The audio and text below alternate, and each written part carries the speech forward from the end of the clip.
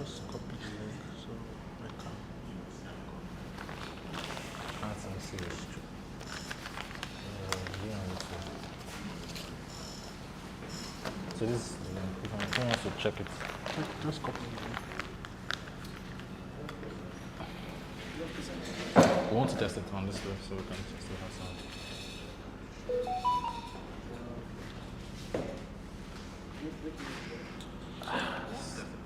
Going to be tricky. Okay, Telegram.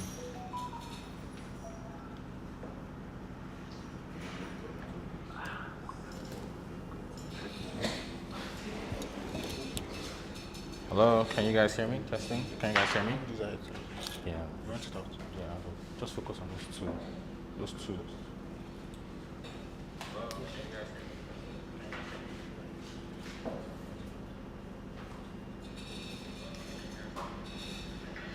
Try and use your phone so that.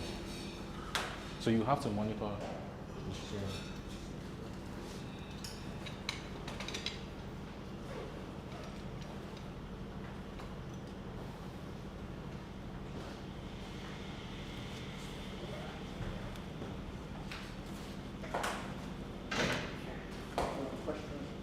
Yeah, questions, comments as well, in case it goes down. Hello, hello, hello, hello.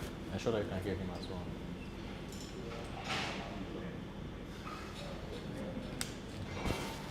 Hello.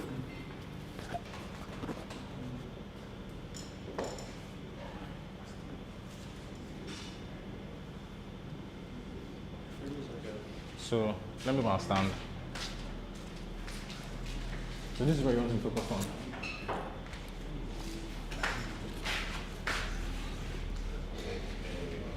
Yeah.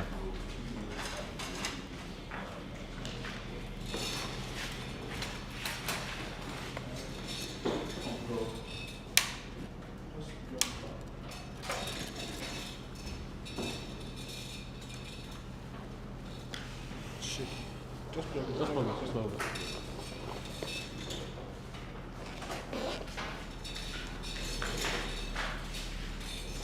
I think it should be. I think it should be cool, huh? Should be cool. Yeah. All right. Testing one more time for the audio. Femi, let me know if you can hear the audio I'm saying right now.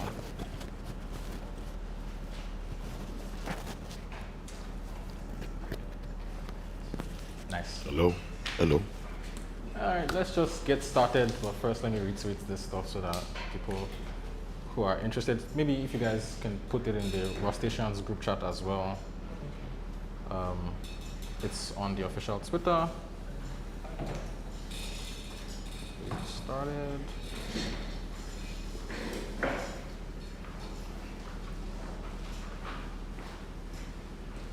All right. Let's get started. Let's just get started. There's no way to like, you know, do some sort of setup for this. So you guys have probably been hearing ZK everywhere. It's like a hype cycle. What is it really? Is it going to pump our bags? You know, should we be investing in ZK projects? Or is it really expensive to compute and is it just a vaporware, a fancy science experiment, right? I'll let you decide by telling you what it is, and we'll start from the foundations. We'll start from the lower levels. You think of it like a skyscraper. We'll start from ground zero. You know, I had tweeted something about this recently, that if you want to solve a problem, first you have to distill the problem to the base dimension. And I'm using the word dimension here because Dr. Jayola is in this place. And he will tell you that algebra is inherently multidimensional. When you have an equation, you can rewrite that equation in multiple forms. It has multiple ways it can exist as. And I'm saying this now because we're actually going to be looking at math. We're going to be dealing with equations that do have multiple forms, right? So maybe an example. If I told you to calculate or prove the area of a cube, how would you go about doing this, right? So in this sort of base dimension philosophy, well, we should distill a cube. What is it? What exactly is a cube? Well, it's a square with 6 sides. Okay, what's a square? Well, it's a line. that is just stacked on top of each other, right? So if we understand that the area of a line, just using it very, very cautiously here, is x, then the area of a square would be x times x squared.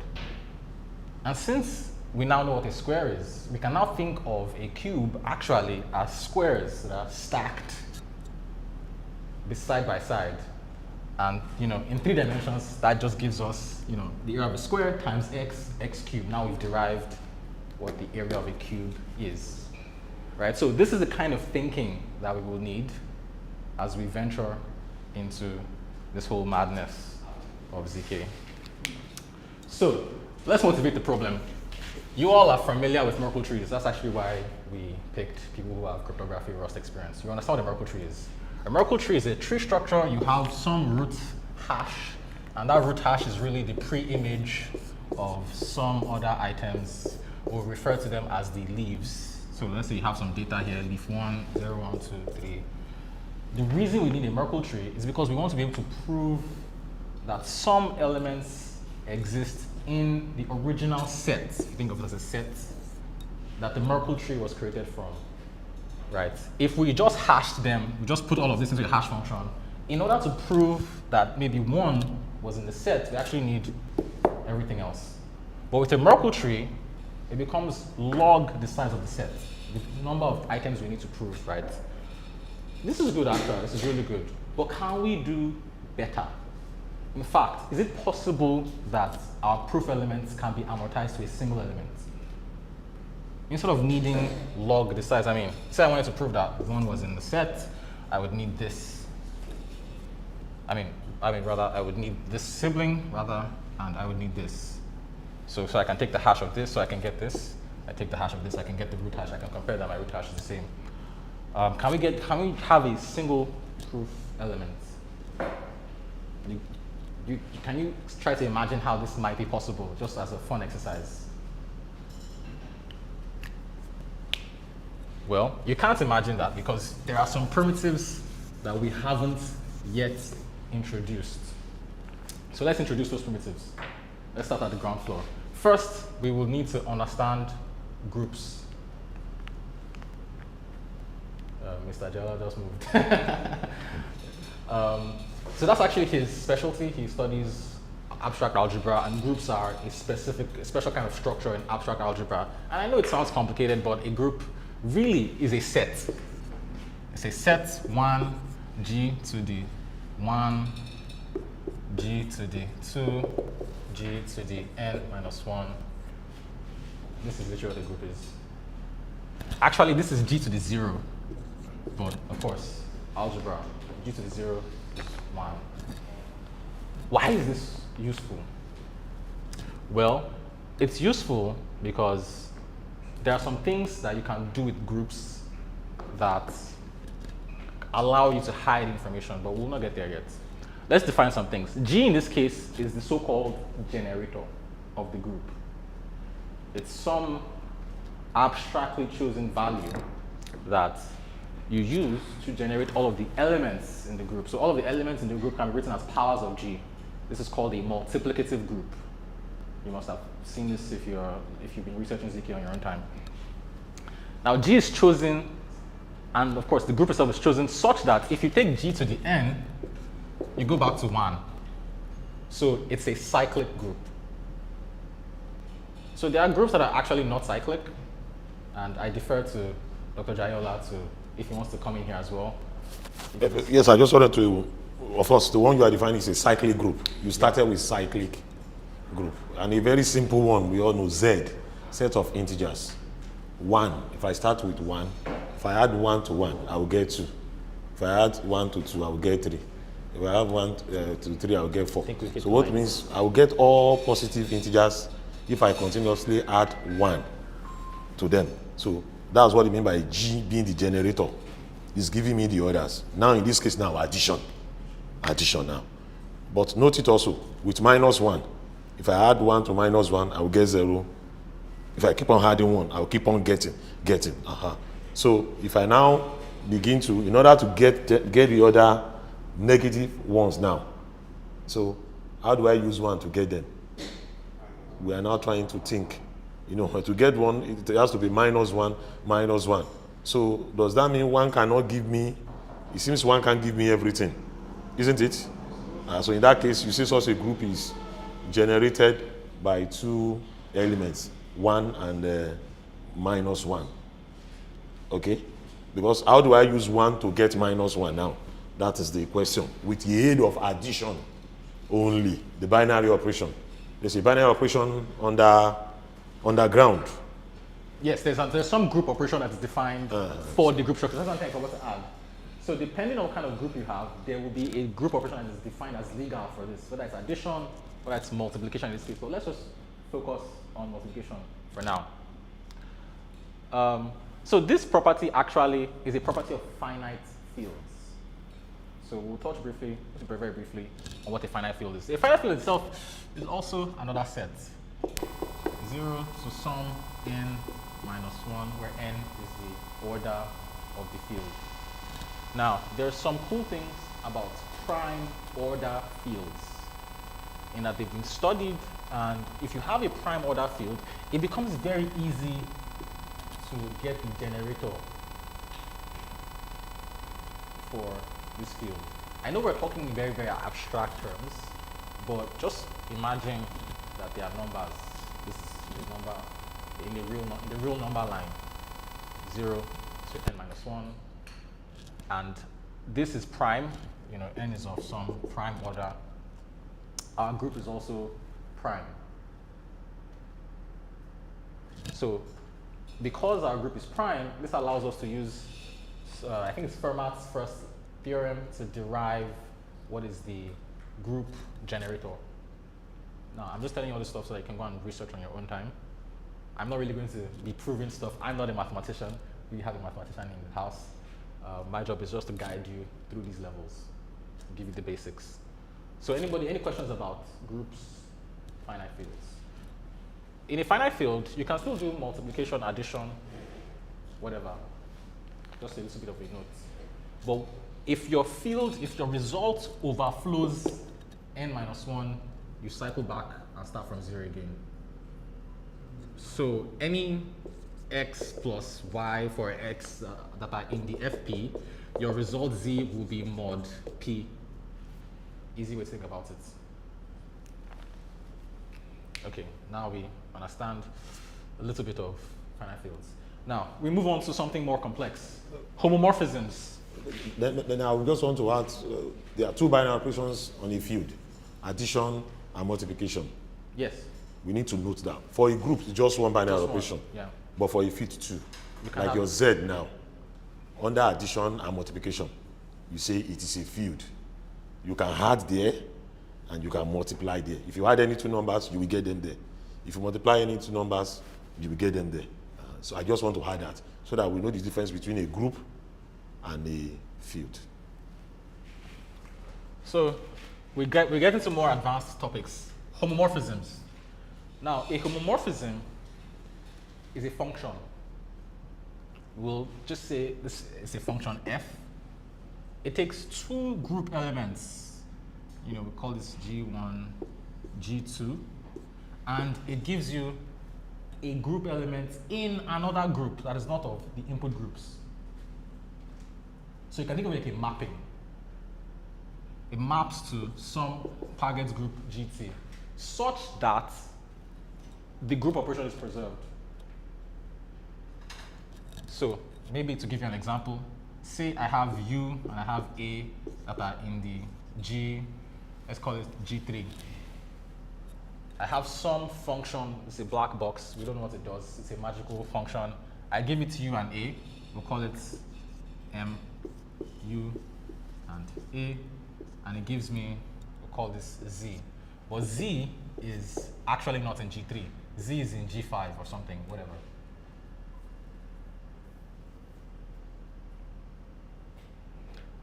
And the reason this is useful is because, say we wanted to do something with, wanted to multiply or maybe add, but we are performing the group operation that is defined for G3. We're multiplying these 2 group elements. Instead of getting an element in G3, we're actually getting another element in G5. And it's preserved in that if I take this homomorphism of mu and multiply it by ma, it's really the same thing as if I did that before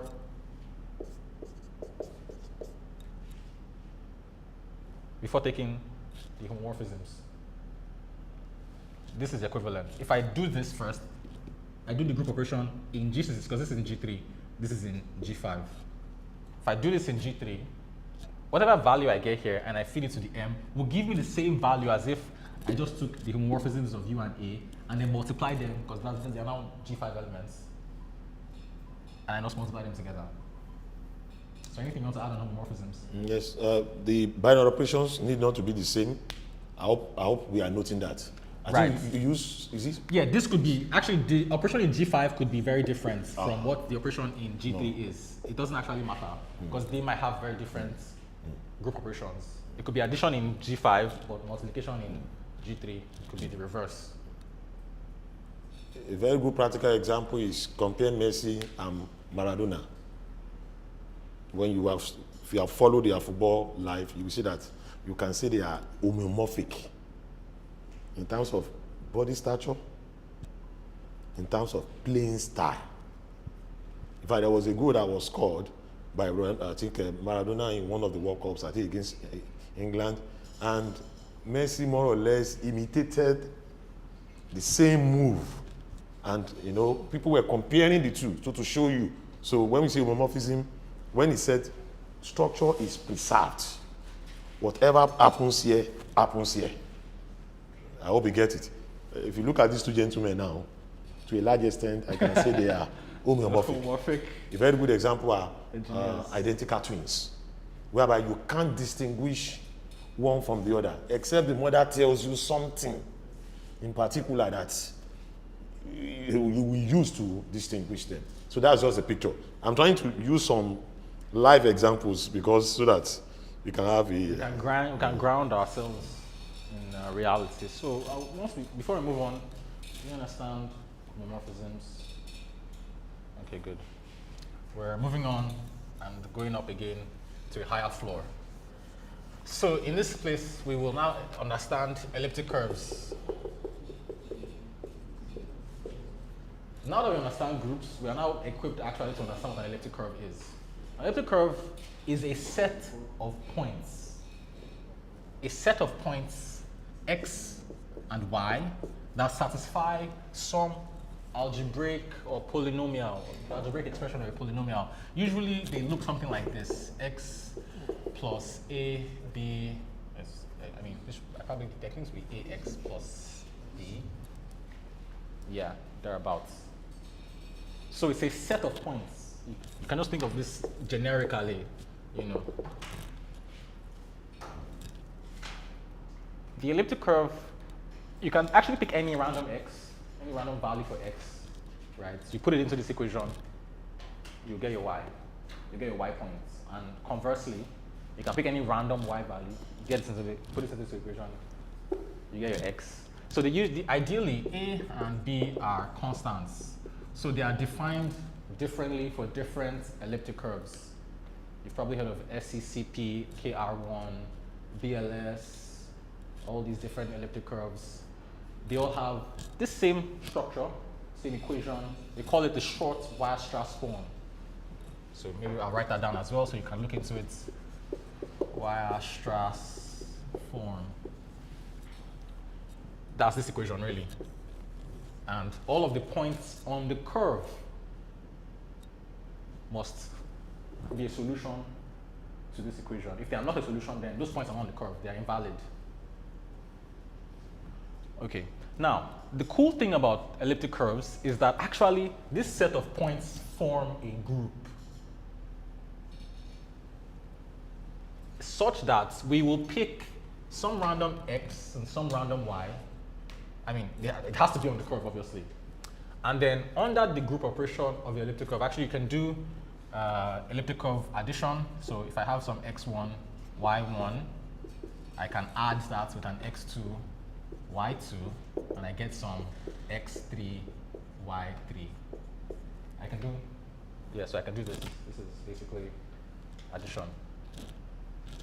But actually, there's also some sort of multiplication going on in the idea that I can actually, if I take this x1, y1 and I add it to itself,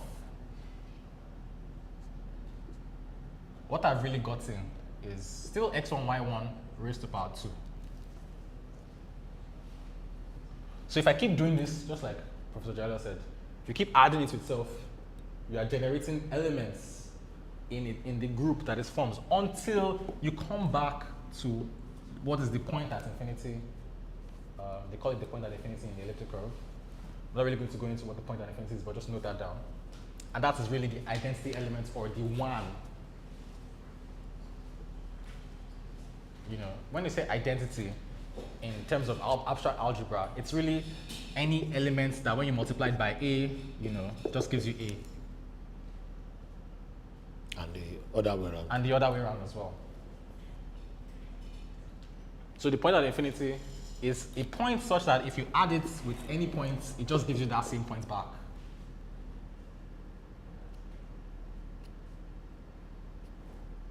So we now understand how we can generate groups out of elliptic curves. Any questions?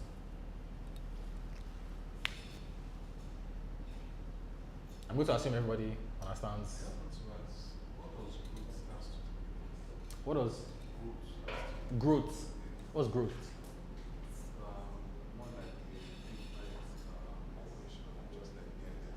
Growth. Spell. G-R-O-T. Maybe you can ask Dr. Jaiva. Growth. Are you referring to a particular, is it the name of a structure? Are you a mathematician? No, okay. Where is it from? Can you tell us? From Cryptography. Are you referring to growth? Is it an acronym or something? Oh, that's not. We have not gotten to that level yet. He's referring to something else. Yeah. I'm just going to keep moving if there's no questions. Really hoping that you guys are with me and I've not left you at any other floor. All right, let's go. Let's keep going. Okay, let's look at an example application of elliptic curves. Based on what we know so far, we understand the homomorphism, right? Somewhat. Abi? Yeah. So we're going to use the homomorphism in this application. Now, there was a paper in 2004, the BLS signature scheme. And that paper really uses homomorphisms, the homomorphism of elliptic curves to create a signature scheme. So what does it really do? I forgot to add before we moved on from elliptic curves, is that the order of the group is itself a finite field, right? Because it loops, it goes back to 1. So just keep that in mind. So the BLS signature scheme says that, okay, look, let's pick a generator. Let's pick some random generator, X, Y. But from now on, I'll refer to as G, right? This generator is a property of the scheme. It's a constant. I am going to pick a private key such that my private key comes from a scalar in the finite field. So let's assume that this generator, you know, goes to some n, so that if you raise it to some n, you get back 1. I must pick a number in between 0 to n minus 1. That will be my private key. It's a number. It's not a curve point. It's a number. Now, S is equal to something, some random number in here, such that my public key is now the generator raised to power S. So really what's happening is I'm taking the generator and I'm adding it S times, but I'm using multiplicative notation here because it's easier to reason about. Although additive versus multiplicative is a tribal word these days. So yeah, I can give this to anybody. Anybody can have this public key, it's whatever. I know my secret key, I can't share it with you. Now, the beautiful thing about elliptic curves, and the reason why we use it is because in the elliptic curve, this is called the discrete log problem. It's impossible for you to derive S, even though we all know what the generator is. Unless, of course, you're maybe Peter Shaw with a quantum computer. Yeah, that was a very niche joke, but props to you if you understand it. you can't really, nobody can really get the S from it. It's impossible. Like, you would spend the rest of the universe trying to compute this. Now, if I wanted to sign a message, how do you think I might sign a message?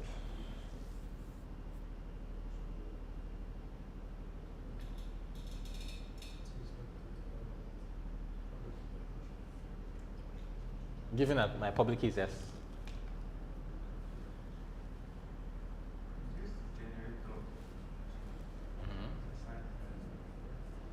How do I use the generator with the message? You're close. You're close, but I want you to connect it. Like, let's say G, then something about the M and PS. Nice. I take my G, and I take my message M into some random number in my field. To the M, I also add my S. So now this is still an elliptic curve point. I give you the message. I give you the signed message. This is the signature. I give you the signature. How do you verify that I did sign this though? You have the message, you have the signature, you have my public key. Right? So what you will now do is, you have M, you have G, you will take G to the M. You have G to the S, which is my public key. You will apply the homomorphism. In the elliptic curve world, it's actually called a pairing function. So we'll just denote that with E for just conventional sake. And that should be equal to E, G, this generator, G, M, S. I'm expecting one to ask why. Why is this equal? We actually just covered this.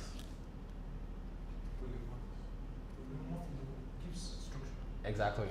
So really, both of this is the same thing as G, G, M, S, G, G, M, S. Literally the same thing. Now, even though me, the verifier, I'm on this side, I only have the public key and the message, and you gave me this, I'm still able to perform operations and check that these two things match.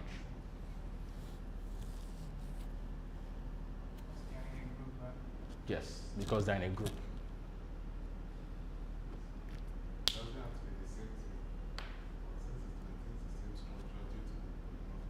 Homomorphism.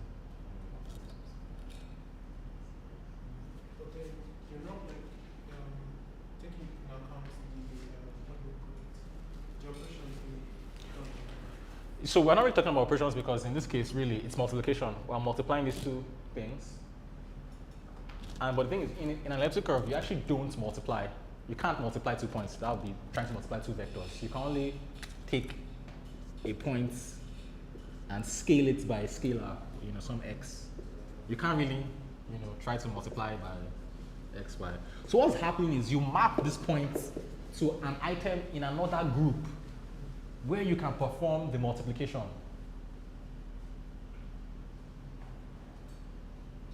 So you can really think of E as a function that takes, G times G, so maybe G in some group X, and returns G in some target group C.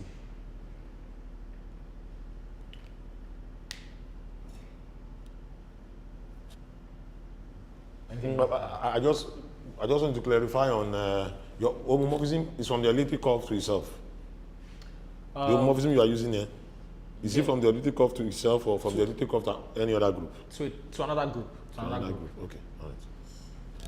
Then, did you define that first line you wrote, E of GM SS? What's actually the definition of homomorphism? Though I think you just assume an homomorphism. Yeah, we assume an homomorphism. Yeah, homomorphism, okay. So we define E as some function that takes some G2 elements of the same group, maps it to some target group. The first line you wrote now, is that the definition of the homomorphism? E of GM GS? Yeah, not really. Not Okay. really. But that is how you want it to behave. Yeah, that's how it behaves. That is how it Behaves. Yeah. Okay.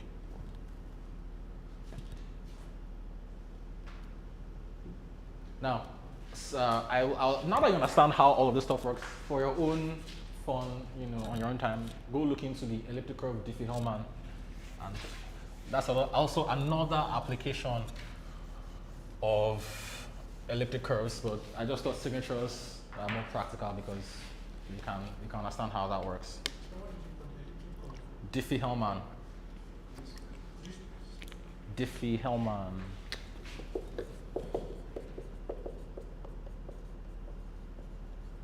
So just elliptic curve Diffie-Hellman, ECDH. It's very popular. Okay, we are now close to our final destination. Remember what we were trying to do in the beginning? We're trying to achieve much cheaper membership proofs inside of a set. In fact, we wanted it to be a single element. Single elements that we can just have, give it to the verifier. The verifier will use all of this stuff, these homomorphisms and all of this magic that we've just defined, and verify that, okay, this element does indeed exist in this set. So this brings us to polynomial commitment schemes.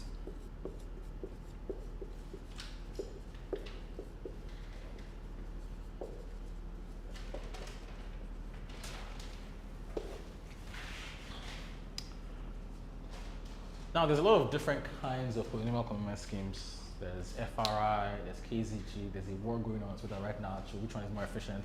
We're not going to care. We're going to look at what is more efficient for the verifier. And the scheme that is most efficient for the verifier is KZG.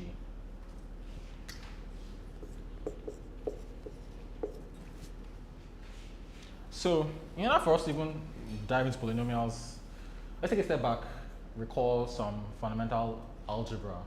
You guys probably understand simultaneous equations. You have some y2 is equal to some x squared plus 2x, some constants, y, or maybe, some x is equal to y squared plus 2y minus a. And then, I want to solve for x, so you rewrite the terms and then you substitute, and you're able to derive what x is. So this is just this is just a case in two equations. Actually, you can do this for n equations. And actually, this is called linear algebra because you have a linear set of equations that are all related to each other. Why is this useful? Well, first off, in order to be able to commit to a polynomial, first we have to have a polynomial. But we don't have a polynomial, we have some data. Right? We have some list of data. We have to go from this data into a polynomial representation before we can even start, okay, how do you commit to a polynomial? So in order to go from a data to a polynomial, we do what is called polynomial interpolation.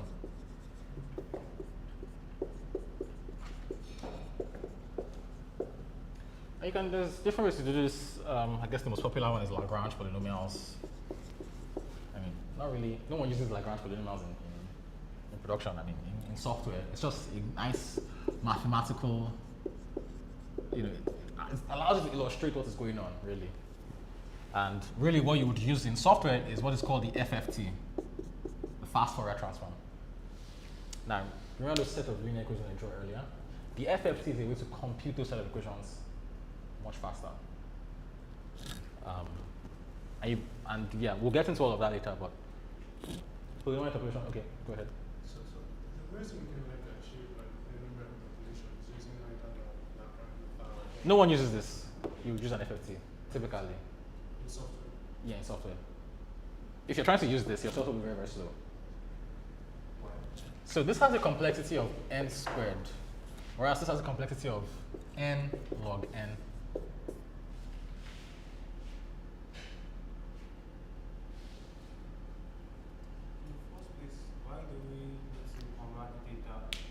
A polynomial.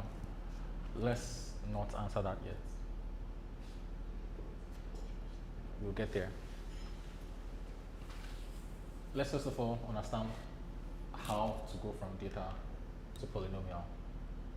So actually, in our research blog, I've written out this example. Maybe we can walk through it together. just for fun, just for fun. It's nice to always see proofs of stuff.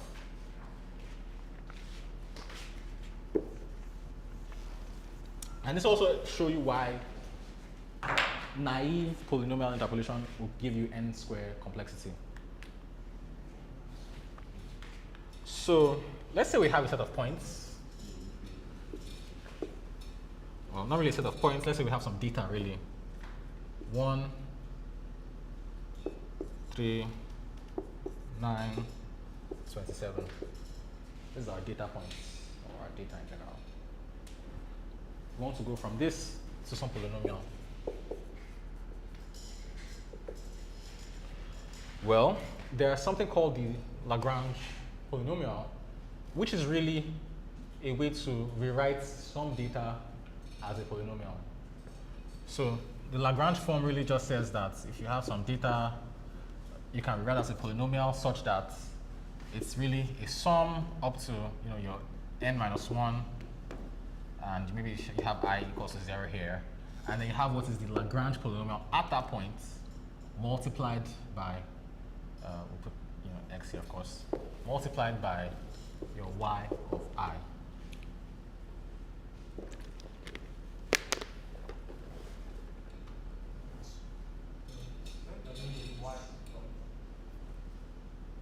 Just look at it very well. Let it sink in.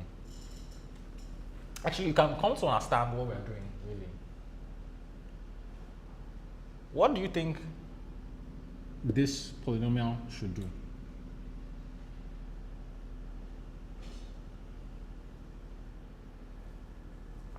If I feed in some random x of I,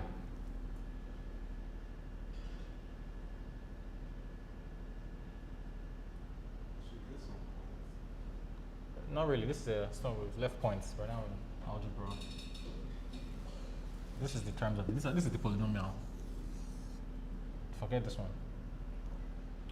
If I give it some x of I, Is it trying to get the summation from? Oh, this is a sum. Yeah, for sure. This is a sum. From point x to point y. No. What's happening is, like, let's say, okay, in case of n equal to 3, what's happening is L0, right, plus Y0, sorry, multiplied by Y0, plus L1, right? Sometimes maybe writing it out actually does help you to understand what's going on. And L2, because n minus 1, right, at x, y2. Does this help you understand what is going on?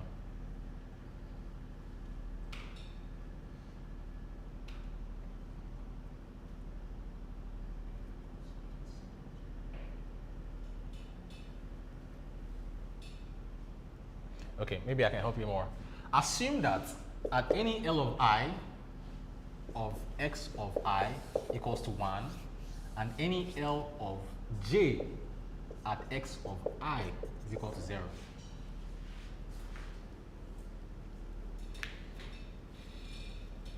Or it could be the reverse of the case, right? It could be, maybe not to confuse you, at any L of I of some x of j is equal to 0. That means that when L of I is equal to x of I, like that's what I say, but when L of I is a different value to x of j, then that whole thing becomes 0.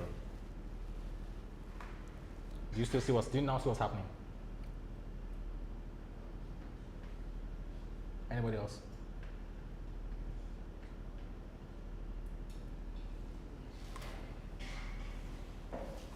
So remember what I said about being able to go down to the fundamental layer. Let's write this out. Say I said, what is x of 0? Try to work it out on your papers. I've given you everything you need, so you can see what is going on.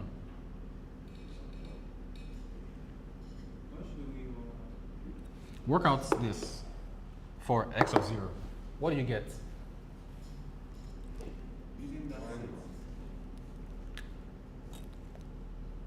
What do you say? Why not? Why not?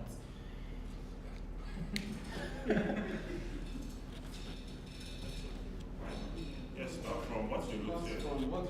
Yeah, just say it. I'm not trying to attack you. Li xi. Yes. Insert 0 there at that point, and you multiply 1 by, it becomes 1 multiplied by y. 1 multiplied by y naught plus 1. Yes. 1 multiplied by y now. Is it?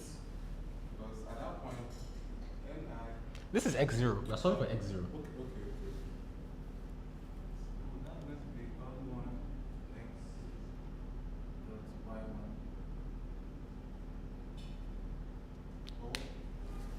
But what's been giving us one is because Li xi is equal to 1. That's correct. Lixj is not equal to 1. Oh, that equal to 0. So the rest of the equations. So this is 0, y1 plus 0, y2, which means that this polynomial evaluated at x of I gives us y of I. We agree? Okay. That's Li multiplied by xi. Is it like a standard equation? Yes, this is the Lagrange base. It's also known as the Lagrange base, where Li is a Lagrange polynomial, or Li can be referred to as the Kronecker delta function. And the Kronecker delta function is a very simple function.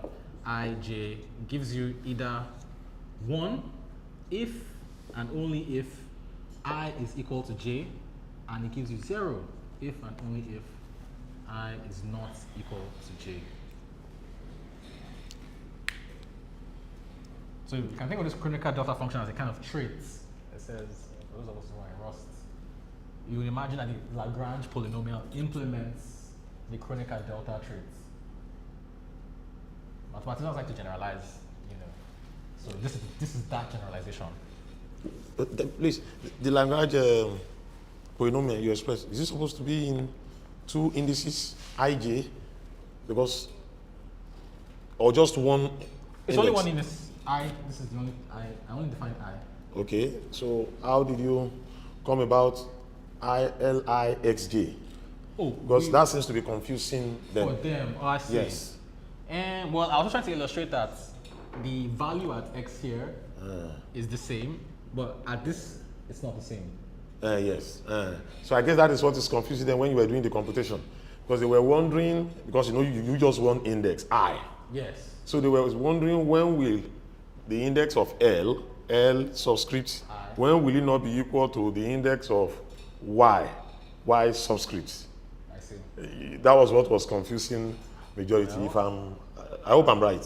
Did I guess right? I think So because when you were writing out the expression, L naught of x dot y naught, L1 of x dot y1, L2 of x dot y2. So that tells us that the index of L is something as that of the y. yeah. So when you now wrote, so they are now wondering when will they make use of Lix? Xj. Okay, is it xj? Yeah, xj here. Oh, okay. Okay. Okay. But we didn't index the x at all. No, we didn't index the x. We didn't index the x. I mean, this was more of, this is, don't let it confuse you. We're just trying to say, okay, this is what we have. Okay. X is variable. We can now put any indexed x Okay, alright. and try to derive what happens at that point. Okay, is that right? So, yeah, Lagrange form, Lagrange, okay. Li is a method, right? Yes, it's a function.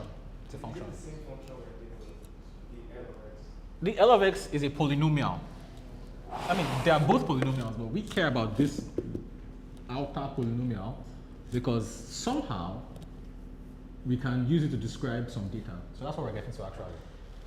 But it's not a function we should care about. It's like a black box, right? This Li, yes, it's a black box for now. We'll actually define it later. So, yeah. What I was actually trying to show you was that we can pick any arbitrary points to, and I'm just using, you know, elements of the real number line, because now I have to be very, very specific.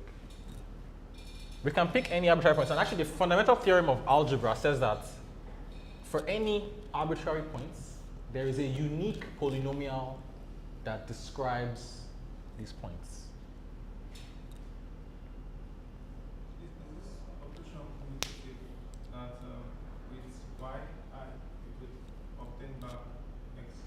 Yes. Yes. And I like that. I like how you're thinking, but we'll get there as well. We'll get there. Yeah, that's a good observation. I like that you're already shifting perspectives. So with this, we can now say that, okay, we have these points. Well, let's actually index from 1, right? 1, 3, right? 2, 9, right? 3, 27, right? And actually, let's put this on a graph, just for the vibes.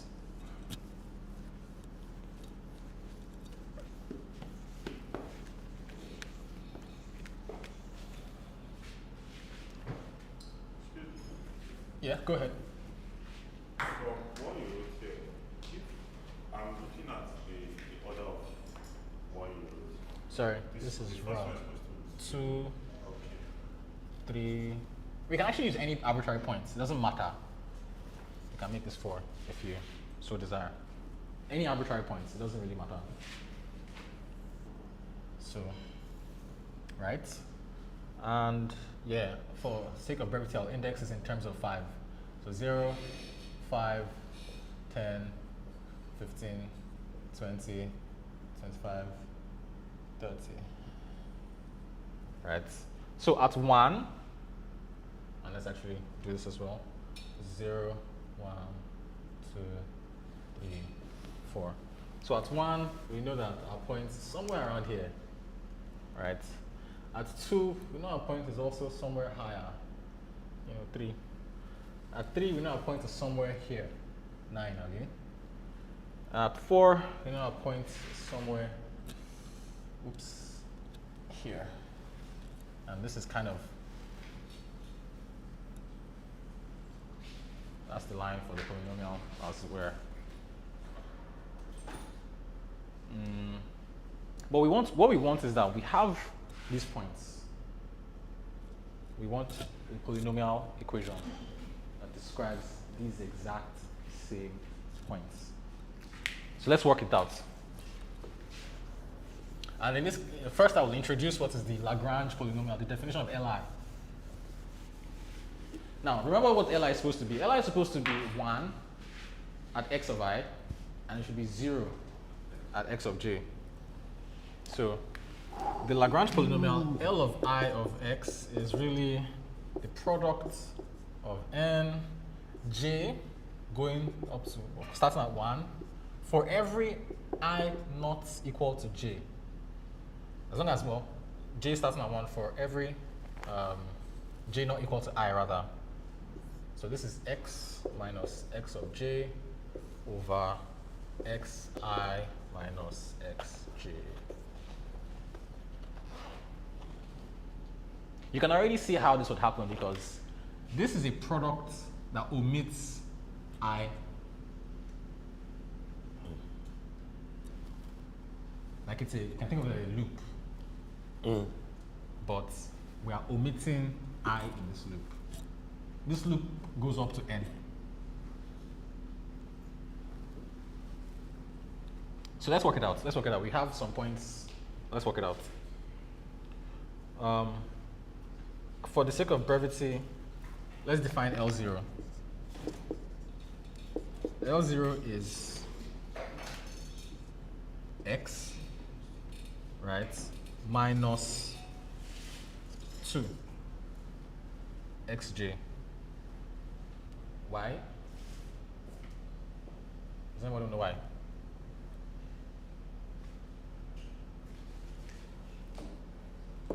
Because we have to skip it.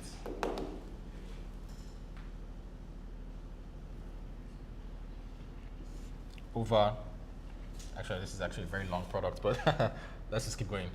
X minus 3, x minus 4, same thing goes 1 minus 2, 1 minus 3, 1 minus 4. Right, x of I minus x of j. X of I is 1 in this case. Actually, maybe let's write that L1, whatever. Let's do the same thing. L2. Actually, I think we can now start to call it out. What should I write?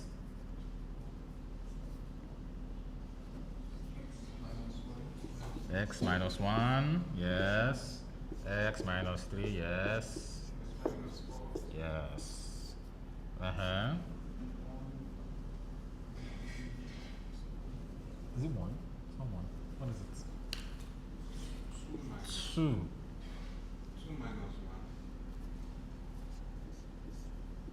2 minus 3. Mm-hmm. 2 minus 4. Uh-huh. Define L3.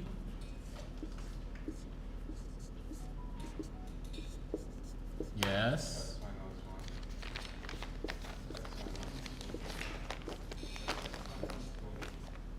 X minus 2. No, it's 4. I was even listening to yourself. Uh-huh. I'm listening. 3 minus 1. Yes. 3 minus 2. Yes. 3 minus 4. Perfect. Then our last point.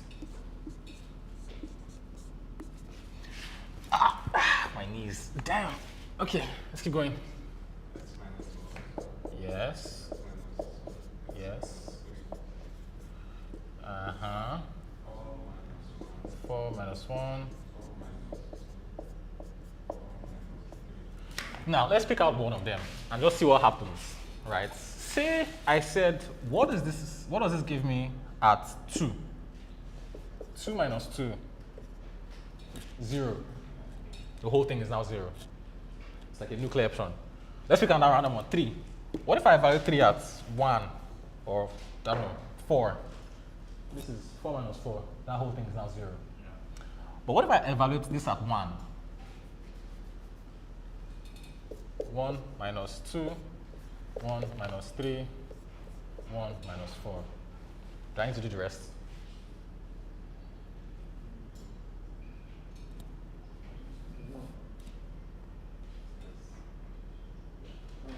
You see it? So that's the definition of L of I. That's how it behaves. Now, let's try and get what are the coefficients of this polynomial. Remember our L of x. We take all of this, multiply it by their corresponding y of I, and take the sum. So we begin. It's a long journey, but bear with me. 1, so that's L of x here, because our first point is 1. 1 multiplied by all of this. Actually, solving this out on this board is going to take too much space. But and my point is, if you do this on your own time, you will arrive at this equation. 1 over 3, 4x3 minus 18x squared plus 32x plus 15. And we can test any random points. Just going to test one point and see what happens at that point. So let's test for 2. We know our 2 should be 3, Abby. Well, let's see what happens. 1 over 3, 4, 2, 3 minus 18, 2, 2 plus 32, 2 plus 15. Someone with a calculator, please. I mean, I can do this 8 times 4, somewhere around 8, 16, 32 minus 30 plus 4, yeah, I can't do that.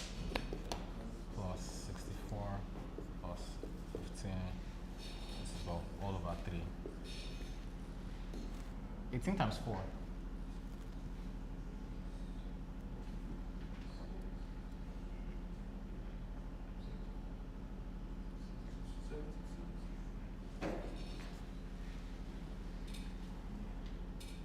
What is this?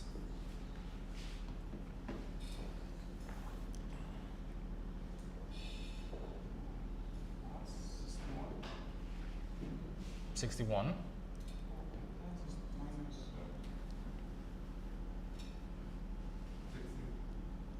13. that is not correct. For x cubed, That's 39.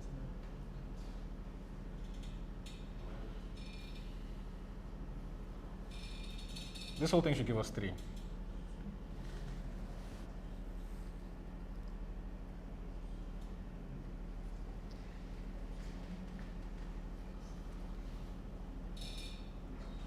I hate for us to have to solve all of this stuff. 13. After dividing by You get 39 divided by 3. 13 divided by 3, 13. We might be missing a division at some point. 4x cubed, 18x squared plus 32x plus minus 15, sorry.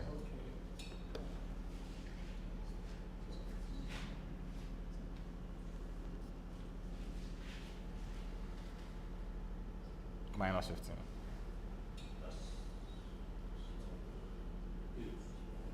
8. Actually, it should not be 8.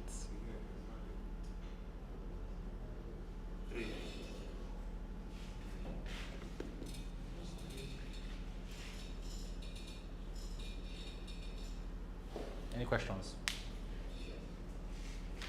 Sorry, but the confusion, I was kind of like confused as to how this section was calculated. This section? Yes. Yes, like when This is the formula. You just substituted. Yeah.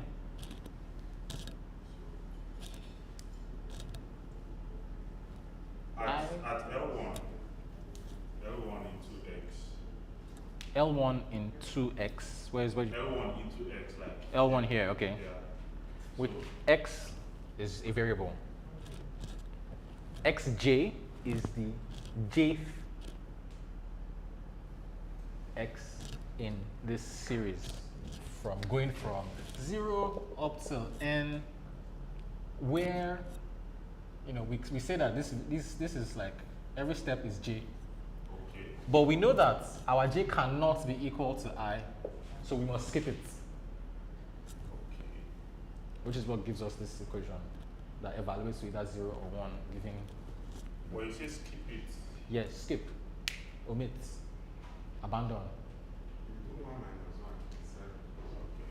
It's just This just says keep looping through 0 to n, assign that to j, but if I is equal to j, skip. So that's why I say for every j equals to 1, going to n, for I not equal to j, because I has been defined for this Lagrange polynomial. Could you throw more light on how the coefficient and quotient of this? We take all of this, right? Remember our equation. The sum going to n minus 1, we say that I equals 0, L of I at x multiplied by y at I. So you take each individual one, multiply by the y at I. Y at I should have, this for 1 is 1. This is, I think it was 3. This was, I've forgotten, 9, 27. So actually, I enjoin you to try to work this out on your own, so you can feel, it helps you feel what is going on. How about the power? The powers. Polynomial, just You can imagine once we start to combine all of this together, and like we expand this term, you will get a cubic polynomial. So that shouldn't be a crazy idea. Okay. lastly, so this polynomial is just like a general for everything. This, is it this or this? No, yes. Yes, like I said, if you solve this, you should derive at that. And this polynomial, we understand how it behaves already. If we evaluate it at x of I, it gives of y of I. Even though we've just changed how it looks like, what it looks like, how it behaves. Okay, we're leaving polynomial interpolation. We'll cover FFTs in a different session. Today is not the day for FFTs. Now that we have a polynomial, we can commit to it. How do we commit to it though? What does that even mean to commit to a polynomial? So let's define a general polynomial term. We'll say a polynomial p of x looks like the sum of terms that goes up to some n minus 1, where n minus 1 is the degree, and it starts at I at 0, right? It has some coefficient a of I, and that coefficient is multiplied by x to the I. An example would be, say we have a of I or a of 0 as 1, right? But x, yeah, maybe. Actually, let's start from 0, sorry. Starting from 0, let's say a of I is 5, right? Plus, let's say a of 1 is 10, but that's x to the 1. I mean, I omitted x here, but you understand what happened. A of 3, or sorry, a of 2 is 22. That's x to the squared.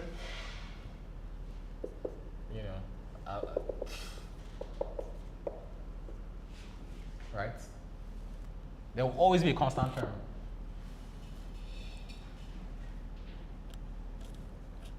Okay, now that we have this form in mind, in the KZG paper, they say, well, there's a way we can encrypt, and they use the word encrypt actually.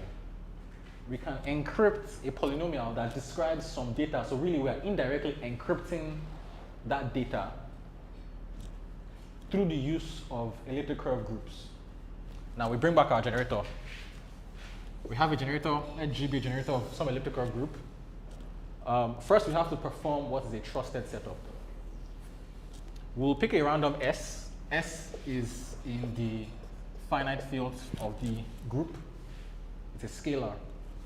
We'll take the powers of S up to the degree, the maximum degree of a polynomial that we want to commit to.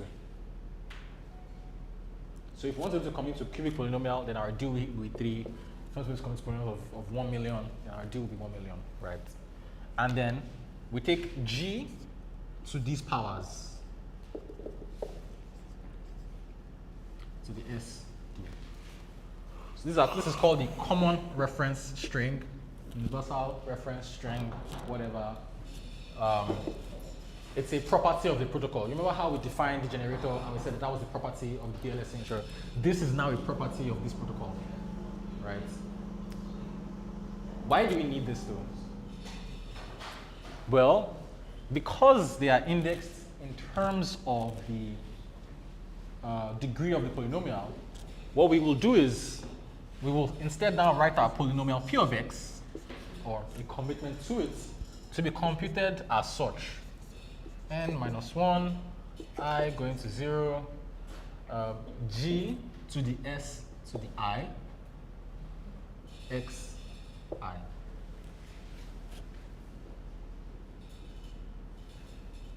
So, replacing the data with the generator. Sorry, not the data. It should have been the, it's actually wrong.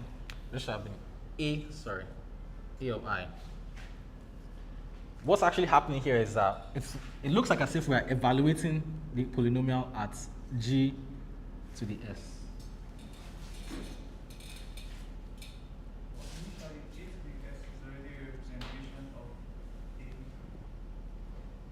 to the S I is a representation of No, AI doesn't go anywhere. We have P of X, and we filled in our X to be G to the S.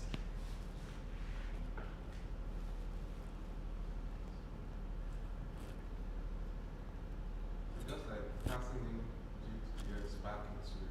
Yeah. So it's like as if we're evaluating the polynomial at a point. At a point that has been encrypted, with an elliptic curve generator. Remember that you can't get S. S is like unknown.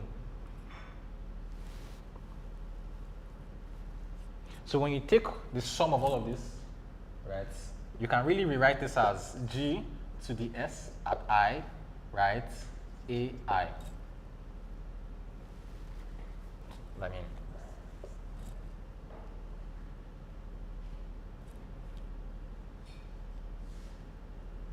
What's the A that we're indexing? A is the coefficients of the polynomial. I just gave a general form of, I defined the general form of a polynomial. You have the coefficient and you have the x term, just like how we saw previously. Right, so if we take the sum, we will end up with some points on the curve that has encrypted the polynomial or committed to the polynomial. Would the degree of the polynomial be the same as? Yes, it has to be the same as the degree of, the maximum degree of S. Now, if you don't have a polynomial that is up to D, that's fine. You can just pad your polynomial with random zeros. Remember, L of I multiplied by 0 doesn't matter beyond the points that you actually have data. So now that we have a commitment to the polynomial, what is that useful for? Why did we go through all this trouble? Because this is a very long journey, if you remember where we started from. Why is this useful? Well, the polynomial division theorem.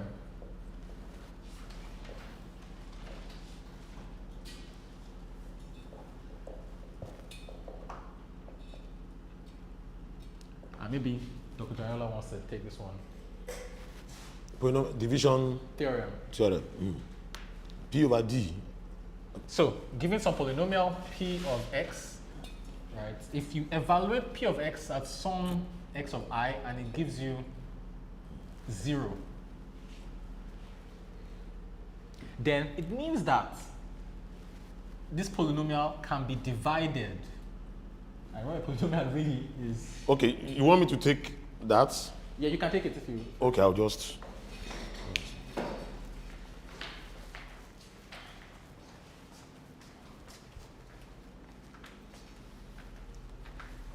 Okay, so if you have a polynomial P of x,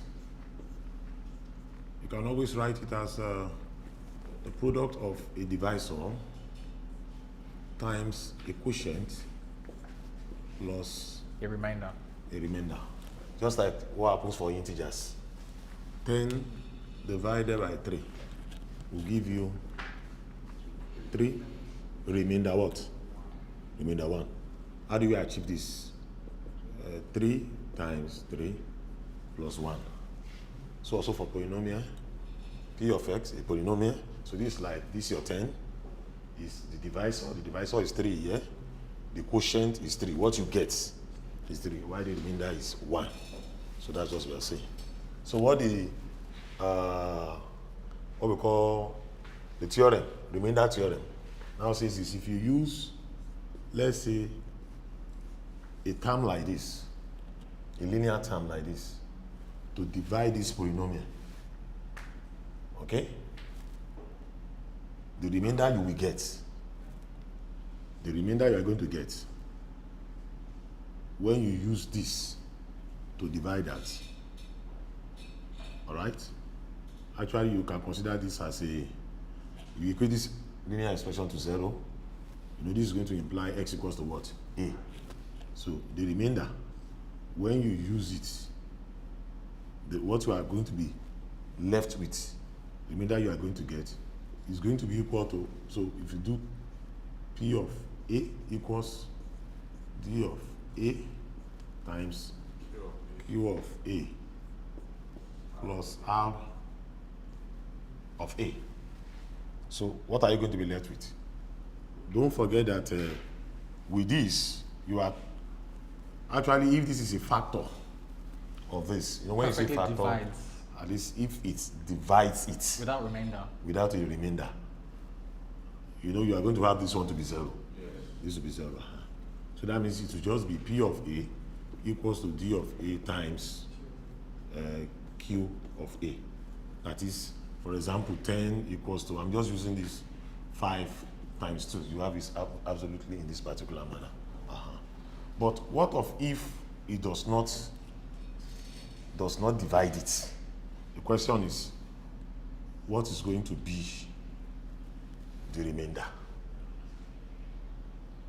So that is what the remainder theorem tries to establish. That's what will be the remainder without necessarily going through this polynomial division to get the Q, the quotient, and then arrive at the remainder of it. What is going to be the remainder actually? So that is what the theorem actually is saying, what we call the remainder theorem. And what you get at the end of the day is so the remainder, if you use this particular linear expression, I use this. if you use this particular linear expression, the remainder you are going to get is that not P of A? So it's a long time I taught this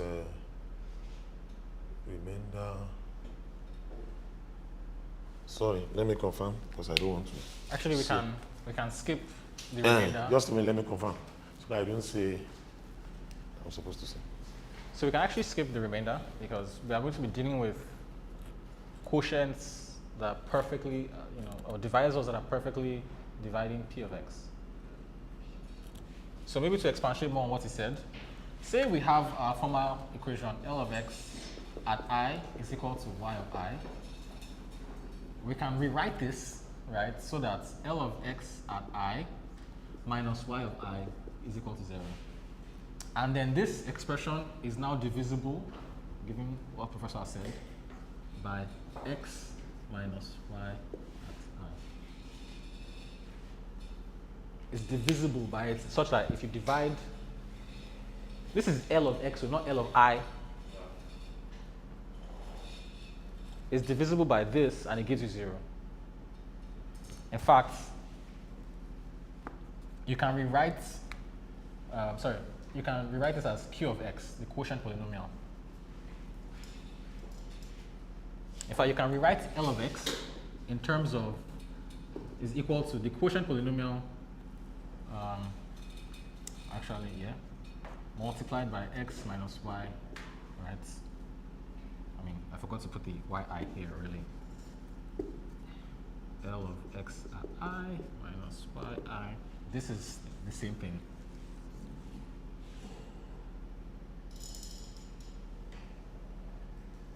Any questions? Hold this in your mind because this is going to be important. Now that we understand the division theorem, let's jump into some pairings and homomorphisms again. So we have a commitment to the polynomial.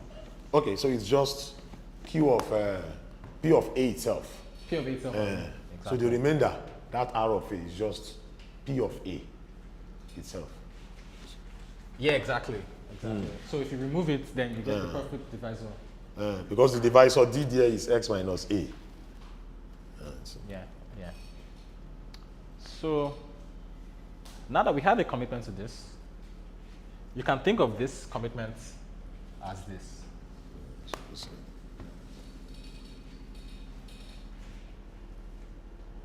Specifically, actually, it's not at X of I, it's at G of S.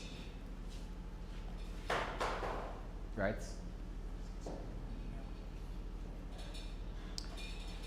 So if I were to, this commitment, X of this is an elliptic curve point. If I had an elliptic curve point and I were to somehow subtract from yi, and then I was giving a commitment to this. So this is Q at G of S, right? And then I take my X, which is really still G of S, minus yi. As a verifier, I no longer know all of these complex polynomials that are potentially very, very long. I just know these very succinct comments to them, right? I do this in my pairing or in my homomorphism. E to the this L at G of S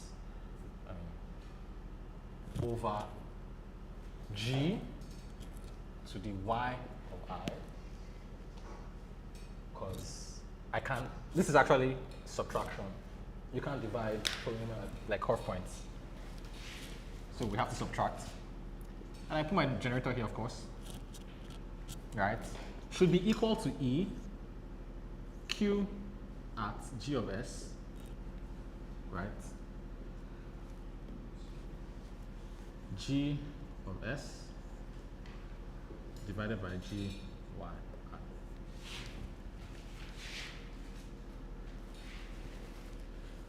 So in this case, Q, this quotient polynomial, is our proof. We have a commitment to the polynomial root hash, as it were. A verifier says, look, bro, trust me, xi at this polynomial that you know is equal to yi. And say, here's a proof for that. I have computed this quotient polynomial, and you can check it yourself, in fact. But we can't compute all these polynomials. We're actually doing this in the group representation, where we're only just handling a few things, which is really those points. And so I compute the pairing function of this form, and they should be equal.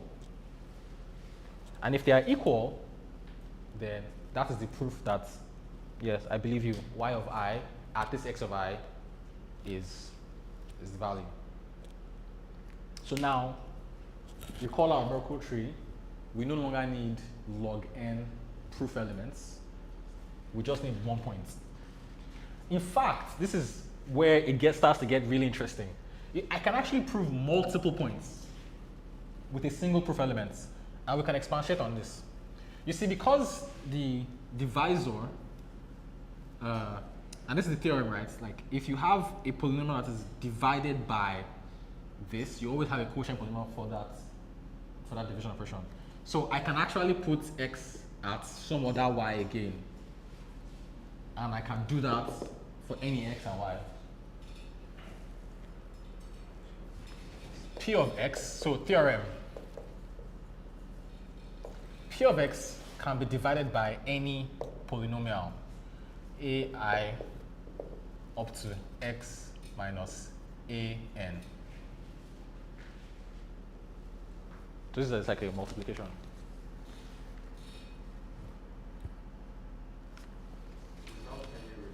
Without any remainder. I mean, think of it in terms of numbers, like he said. 10 can be divided, okay, maybe something more. 20 can be divided by what? 2, can be divided by 4, can be divided by 5. If I take any of the two, 2 times 4 is what? 8. Well, maybe not this actually. Sorry, yeah. 10 ad infinitum actually. Yeah, 20 stuff can also, can also be. What I'm trying to show here is that any product of any of these terms should be able to divide this without remainder.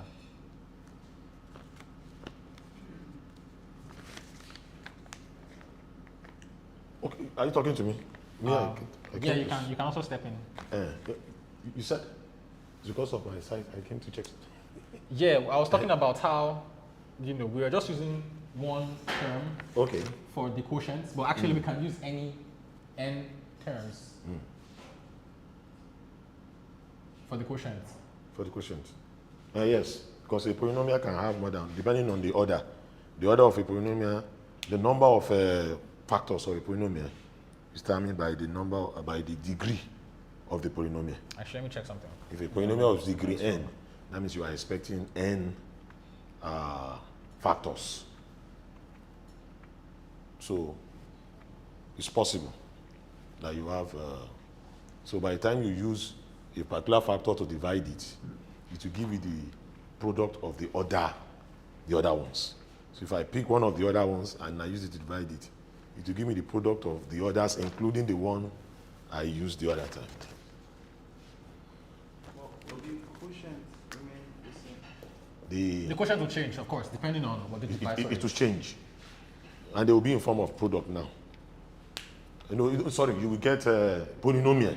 You will get another polynomial. You'll be getting different polynomials. So it's just like you are getting, it's like the way you wrote it, 20. If I use 2 to divide 20, I will get 10. That's 2 times 5.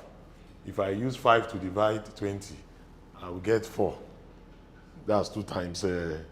So you'll be getting the same thing with polynomials. Except when you have a repeated factor. Which is impossible because your points have to be unique. Like your points have to be unique. Okay, in the application now. Yeah. I'm talking practical, theoretically. This isn't practical. Okay, now we have some tools that we can now use to tackle ZK snarks, but we won't actually get to the ZK snarks in this section. Thank you for coming. This is actually the end of ZK Saturday. We'll see you guys at the next one. Unless you guys want to keep going. Yeah, this is the end. This is the end. I've given you polynomial complement schemes. Before we wrap up, because I didn't get everything, I'll do more research. You should. Like in living on how the process is going to start. First, the data, you get The polynomial. polynomial complement. We just that stuff to research the individual steps. So what do you want to do? You want to create a commitment to the polynomial. Yes, and obtain the You start with your generator. You define what your generator is. You pick a random x or s in your generators in your group's finite field. You take the powers of s up to the degree of the polynomial you want to commit. Of course, d should also be in the finite field. Otherwise, you're going to have issues with repeating values of g. You can imagine if the order of s is greater than, the order of d is greater than the order of p, where p is the order of your group. That means that when you do g to the s that is greater than p, you get back 1, which is not very useful actually. So it has to be less than, always. And now that you have, then once you have all of the s's, you take g to all of those s's. You get your common reference string. And actually, I enjoin you to go and read the KZG paper. The KZG paper. So this will also, it's really the same thing that is covered there that I just explained. we are simply say if you read the KGZ paper, we'll get everything. Everything I just said, that's the algorithm is defined in that paper. I sound like I came up with it. This is I'm just reciting what the paper makes. Yeah, research. You should have seen this, but if you haven't, then. Yeah, what's the name of the first Polynomial complement schemes. So once you have the CRS, you multiply that by the coefficients of your data.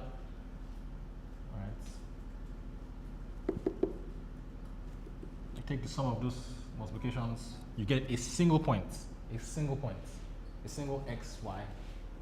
Once you have that, then you can now go back again to your polynomial, divide that by x minus, a, or sorry, let me use the what by alpha, yi, some yi, right? You'll get the quotient polynomial. You also evaluate that quotient polynomial using this algorithm. You get that point. And then you compute the pairing. And all of this stuff is defined in that.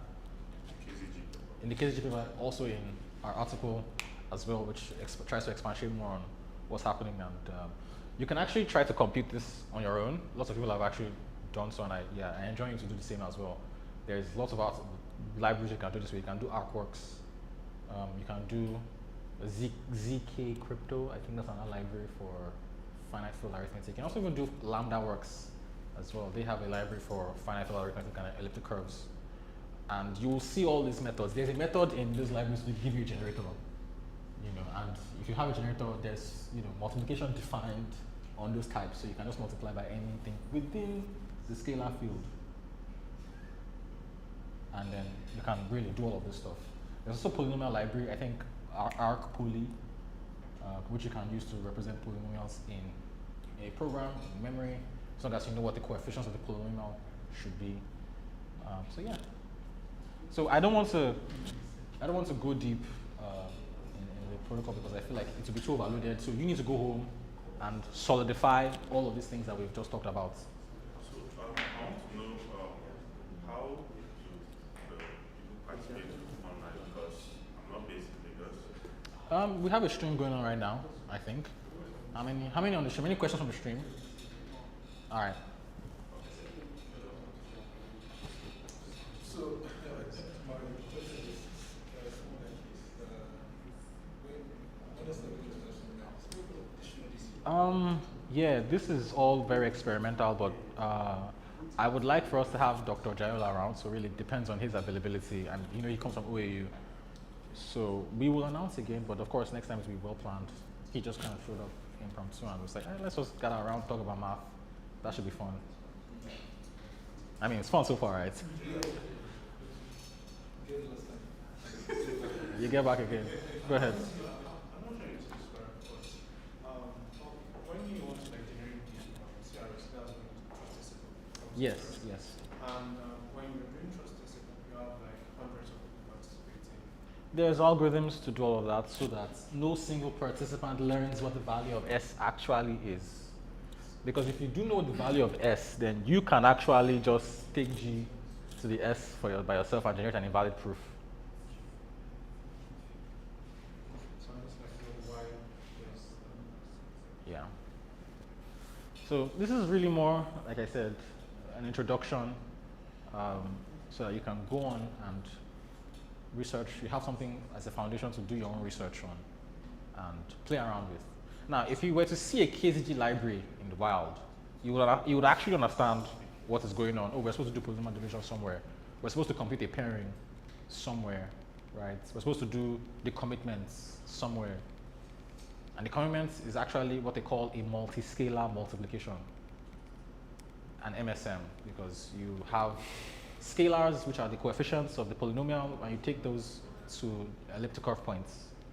So that's multiplication, and then you take the sum of all of those points. Yeah.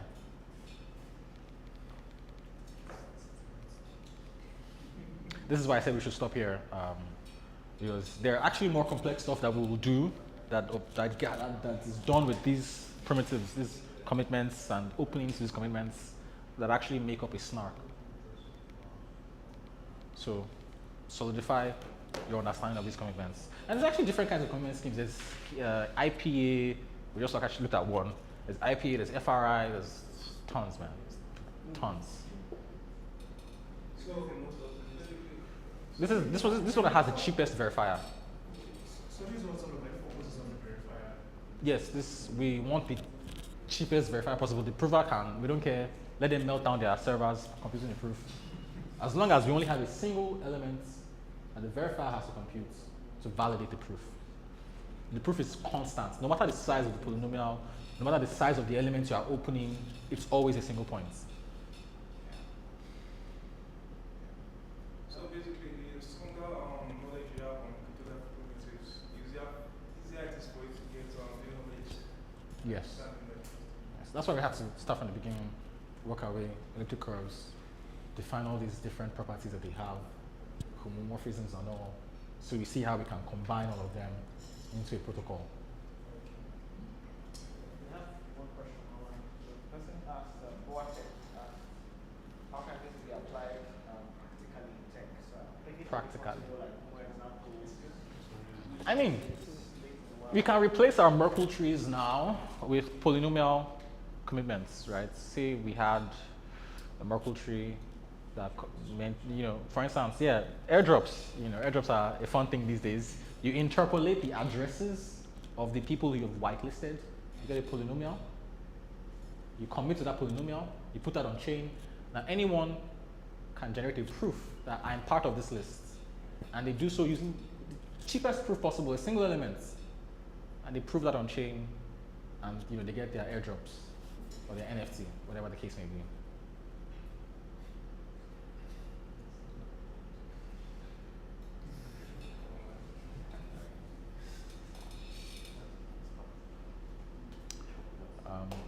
Yeah, I think there's no more questions.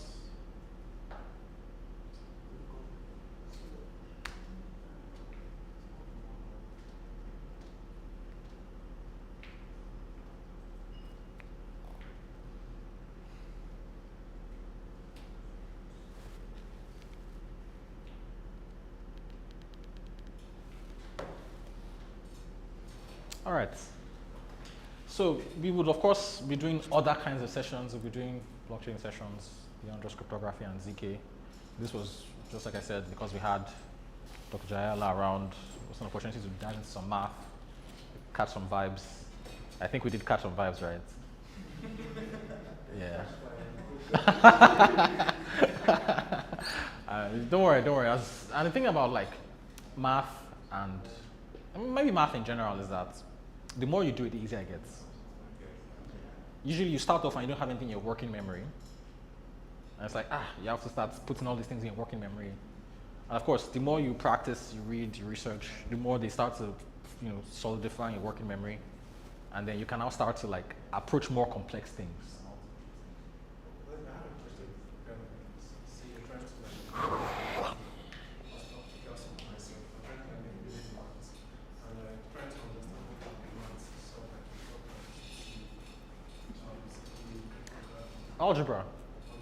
Algebra. Specifically abstract algebra, which is like groups, group structures, fields.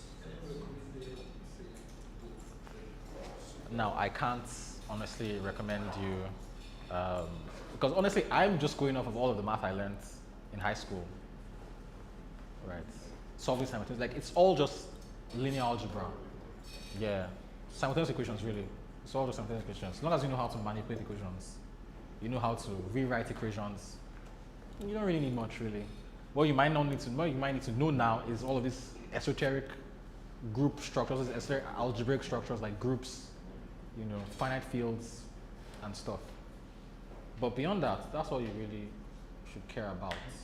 Now, of course, you might now start doing complex matrix stuff if you have ideas for applications that require matrices.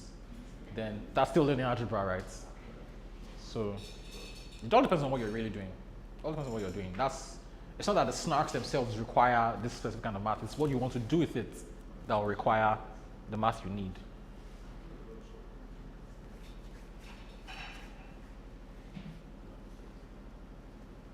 So yeah. So I just want to advise, in case you want to do some little read of some maths, you can use, I think, Wikipedia will give you some good foundational knowledge. You can just go to Wikipedia, read some little stuff on it, then Google search. You see examples online, things that you can really quickly digest. Like this polynomial division theorem. It's online. You can go and read about it. That would be. Though you may need to put pen to paper also to also check some things yourselves. That's another thing. You have to feel the math. It's something you feel. It, Really? Try to get a whiteboard at home is good. Though not as big as this something. It's good. Pen on. It's always good. You have a feel, you communicate with it and on your own. And there are videos on YouTube. Just search, you will see various lectures. Just look at the ones that fit your what you need. All right. I guess we can end it now. Get some pizza and cool down. Nice one, everybody. Thank you very much. Thank you.